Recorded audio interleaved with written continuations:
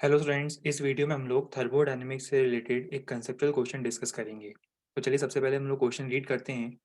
Consider two identical iron spheres, one of which lies on a thermally insulating plate. तो जो first वाला जो spear है, ये जो फर्स्ट स्पीयर में दिख रहा है, it lies on a thermally insulating plate, while the other metal sphere, iron sphere, is hanging on an insulating thread.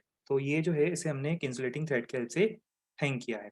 अब हम इक्वल अमाउंट ऑफ हीट दोनों स्पीयर्स को प्रोवाइड करते हैं। तो क्वेश्चन में it is given that equal amounts of heat are given to both the spheres, और हमें फाइंड करना है which of the spheres will have the higher temperature. हम ये फाइंड करना चाहते हैं कि इस प्रोसेस के एंड में किस स्पीयर का टेम्परेचर ज़्यादा होगा। चलिए, अब इस क्वेश्चन में हमें कुछ कैलकुलेशन नहीं करना है, बस एक बहुत बेसिक कंसेप्ट हमें यहाँ पे यूज़ करना है, और वो कंसेप्ट ये है कि जब हम दोनों स्पीयर्स को हीट प्रोवाइड करेंगे तो दोनों स्पीयर्स का थर्मल एक्सपेंशन होगा। तो अगर हम इनका फाइनल डायग्राम ड्रॉ करने की कोशिश करते हैं, तो at the end of thermal expansion हम ये एज्यूम कर सकते हैं कि जो इन दोनों का फाइनल डायग्राम होगा, जो फाइनल सिनेरियो होगा, वो आपको कुछ इस टाइप से दिखना चाहिए। तो हम ऐसा बोल सकते हैं कि as a result of thermal expansion the size of both the sphere increases, दोनों स्पीयर का साइज इंक्रीज करेगा।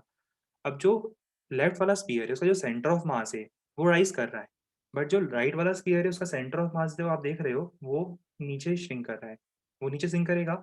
और जो लेफ्ट वाला स्पीयर है, उसका जो सेंटर ऑफ मास है, जो उसकी ओरिजिनल पोजीशन थी सेंटर ऑफ मास की, वो थोड़ा सा अपवर्ड लिफ्ट हो रही है। तो ऐसा हम बोल सकते हैं क्या, कि potential energy of the first sphere increases. हम बोल सकते हैं कि इस केस में जो फर्स्ट स्पीयर है, इसकी जो पोटेंशियल एनर्जी होगी, ग्रेविटेशनल पोटेंशियल एनर्जी इसमें इंक्रीमेंट आ रहा है, और सेकंड स्पीयर के ग्रेविटेशनल पोटेंशियल एनर्जी में हमें एक डिक्रीमेंट मिलेगा। चलिए, अब इसका इम्प्लीकेशन क्या है।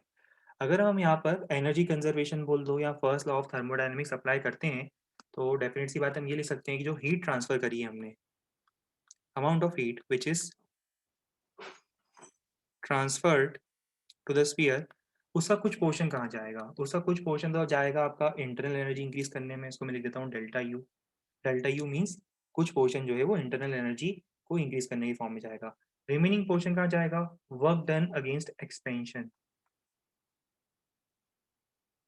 जो एटमॉस्फेरिक प्रेशर है, उसके अगेंस्ट जो एक्सपेंशन हो रहा है स्पीयर्स का, उसके अगेंस्ट वर्क डन करने में जाएगा, जो मैं एज्यूम कर सकता हूँ कि दोनों स्पीयर के लिए सेम होगा। और इसके अलावा जो रिमेनिंग पोर्शन है वो जाएगा increase in gravitational potential energy. तो अगर हम एनर्जी कंजर्वेशन या फर्स्ट लॉ ऑफ थर्मोडायनेमिक्स वाला एक्सप्रेशन अप्लाई करते हैं, तो हमें इस टाइप का कुछ एक एक्सप्रेशन या इक्वेशन मिलनी चाहिए।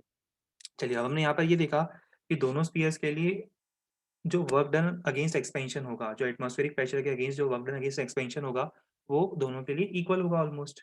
चलिए, तो ये तो टर्म इक्वल हो गया। इसका मतलब क्या होगा, जिसकी पोटेंशियल एनर्जी में ज़्यादा इंक्रीमेंट हो, क्योंकि हमने देखो हीट तो सेम ट्रांसफर करी है, हीट हमने सेम ट्रांसफर करी है, तो हम ऐसा बोल सकते हैं जिसकी पोटेंशियल एनर्जी में ज़्यादा इंक्रीमेंट हो रहा है, उसे रेसिडुअल हीट कम मिल रही है, और जिसकी पोटेंशियल एनर्जी में कम इंक्रीमेंट हो रहा है, उसे रेसिडुअल हीट ज़्यादा मिलेगी।